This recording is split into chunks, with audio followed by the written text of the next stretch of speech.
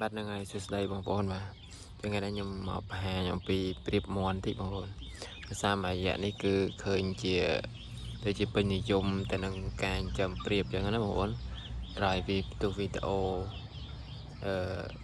แกอาจจะรอจะนอนมาปอนผมไป$100ก็มาขายนังมาบ้าตั้งแต่นั้นบางปอนแต่ดังทาจีกาធ្វើប្រតិកម្មរបស់គេជាការផ្សាយពាណិជ្ជកម្មរបស់គេចឹងណាបងប្អូនត្រូវយល់ដែរបាទប៉ុន្តែក្នុងការចិញ្ចឹមបើសិនជាបងប្អូនចង់ចិញ្ចឹមវាមិនមានជាបញ្ហាខុសតោះអីទេបងប្អូនបាទប៉ុន្តែបងប្អូនមុននឹងចិញ្ចឹមក៏គួរតែសិក្សាស្វែងយល់ពីវាបានខ្លះដែរបើសិនជាបងប្អូនអត់ធ្លាប់សត្វចិញ្ចឹមសត្វផ្សេងសោះបងប្អូនព្រោះថាសត្វនីមួយការចិញ្ចឹមរបស់វាមិនដូចគ្នា100%ទេបងប្អូនវាតែងតែមានភាពខុសគ្នាបន្តិចបន្តួចយើងត្រូវតែស្វែងយល់ពីវាបាទអញ្ចឹងហើយបើសិនជាបងប្អូនចិញ្ចឹមអីបាទកុំឲ្យចាប់ដើមភ្លាមដាក់ច្រើនគូច្រើនអីបាទដាក់1គូឬ2គូដើម្បីយកបទពិសោធន៍ពីវាសិនបងប្អូនបើយើងអត់បានបទពិសោធន៍ពីវាទេយើងចិញ្ចឹមទៅពិបាកកាលណាវាមានបញ្ហាអីមួយយើងអត់ដឹងថាដោះស្រាយមិនដឹងថាព្យាបាលមិនចឹងណាបងប្អូនបាទជាក់ស្ដែងដូចមើលប្រៀបខ្ញុំមកគូនេះបងប្អូនប្រភេទនោះញីបងប្អូនហើយសកំពុងតែក្រាបសបុកនោះគឺឈ្មោលបាទហើយបងប្អូនកុំឆ្ងល់ថាមិនបានឈ្មោលទៅក្រាបសបុកវិញបាទគឺសត្វប្រៀបខុសពីសត្វផ្សេងបាទញីជាអ្នកពងប៉ុន្តែក្នុងការក្រាបពងគឺវាក្រាបម្ដងម្នាក់ទេមួយថ្ងៃវាឆ្លាស់គ្នាក្រាប2 3 ដង 3 4 ដងអីក៏មានដែរបងប្អូនហើយអានេះខ្មៅតូចនេះគឺកូនរបស់វាបងប្អូន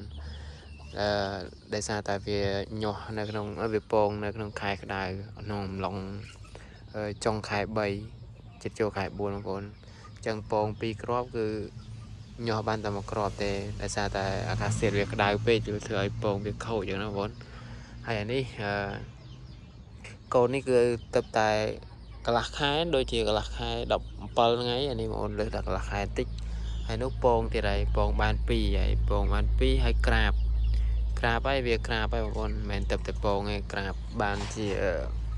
ដូចជាប្រហែលមួយទឹកជាងហើយបាទដោយសារតែប្រៀបយើងវាពង2 ដងក្នុងមួយខែវាពងដើមខែចុងខែបាទអញ្ចឹងគឺលះបាន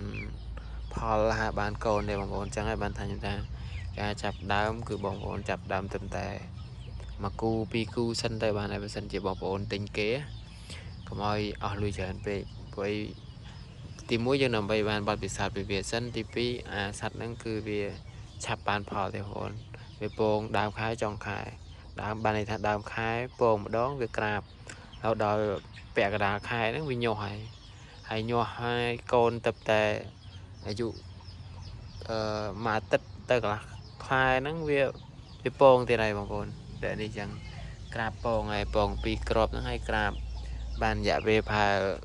មួយអាទិត្យជាងហើយអញ្ចឹងអាចមួយអាទិត្យឬក៏ជាងមួយអាទិត្យទៀតវាញាស់ហើយបងប្អូនដោយសារតែអាសត្វនេះគឺវាក្រាបពងរយៈពេល17ថ្ងៃតែ18ថ្ងៃទេគឺញាស់ហើយបងប្អូនបាទ